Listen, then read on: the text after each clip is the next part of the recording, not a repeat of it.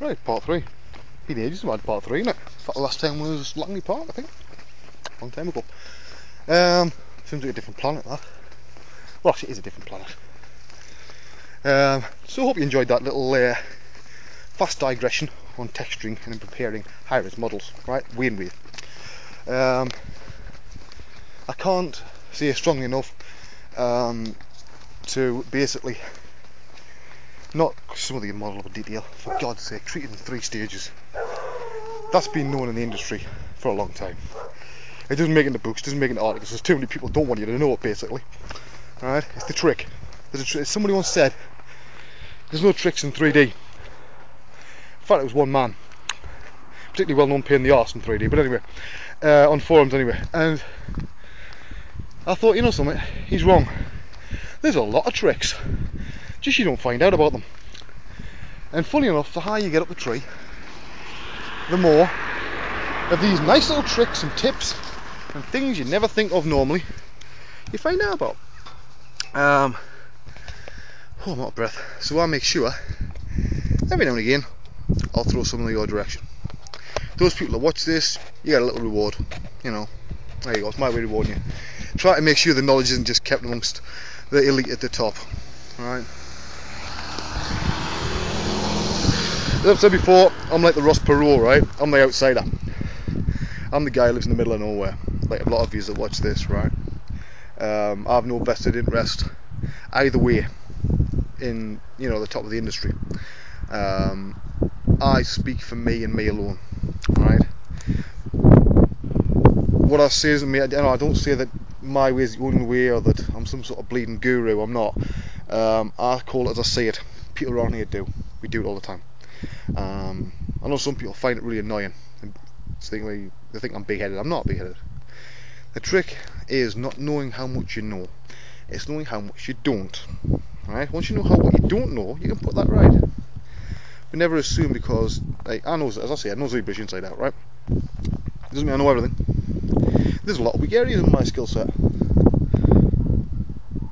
you know, and I try and put those right in series. That's what everybody should do, really. You don't want to just say, I know this one program and I'm going to stick with this the rest of my fucking life. Another little trick for that texturing workflow, if you wanted to basically do a texture in ZBrush, right, use that as a base texture, right, just use it as a guide, a colour guide basically. That's what I'd say, right? If it's not clearly defined areas, you can use it like that. You can also blend materials and stuff using a blend map and, you know, mix materials in mirror and stuff like that. You can do it in 3D Max as well. So there you go. But yeah, so I've resigned myself over the last few weeks. I've hardly been online. I've been looking around, you know, but I haven't been posting. Cause I can't post any of the stuff I'm working on. And you know something, it's done me the world of good. I went back to 0% the other day and I thought, you know, I don't actually care. I know it sounds daft, but I've been hanging around that place for so goddamn long.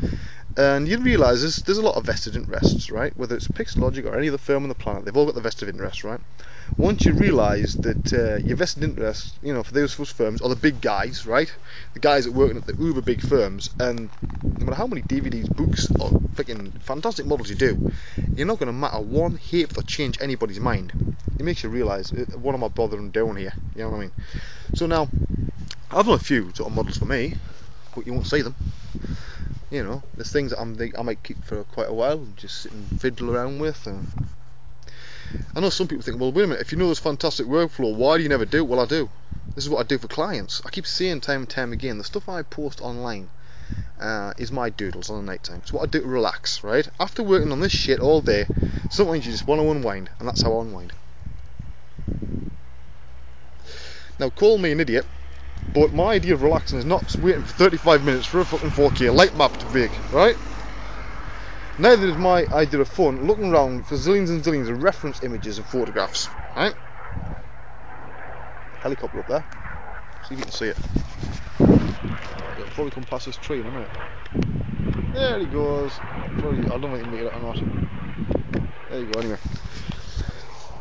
So, I don't often do that. I don't often take time, but not as rule.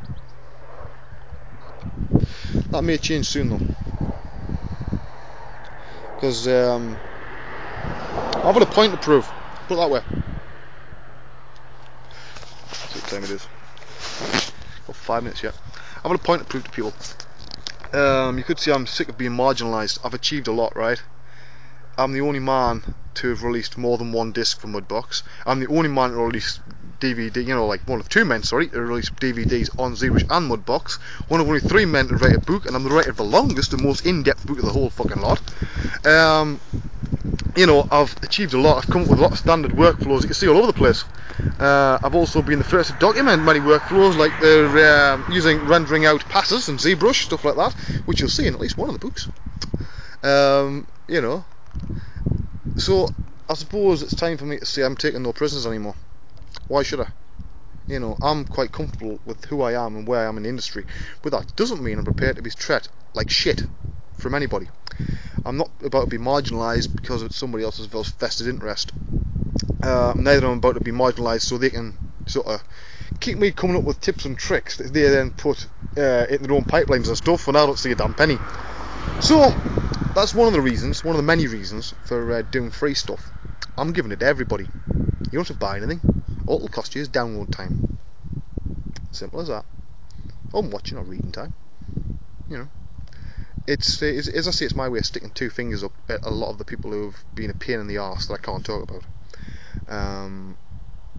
I'm looking now and I'm seeing the industry changing, and because we've got the credit crunch, it doesn't affect me too much because of the type of work I do.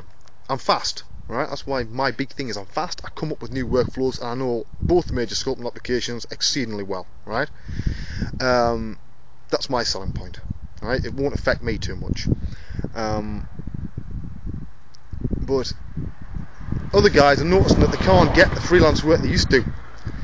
So you're seeing more DVDs being put out, more people going at the teaching side, and some of them actually don't know what the hell they're doing, right?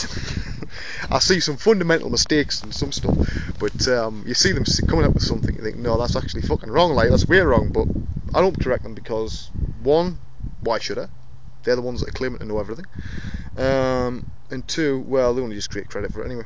So I know it sounds a bit bitter and twisted, but I'm a bitter and twisted individual, basically at heart, and I'm sick of being marginalised. So it's time to take no prisoners.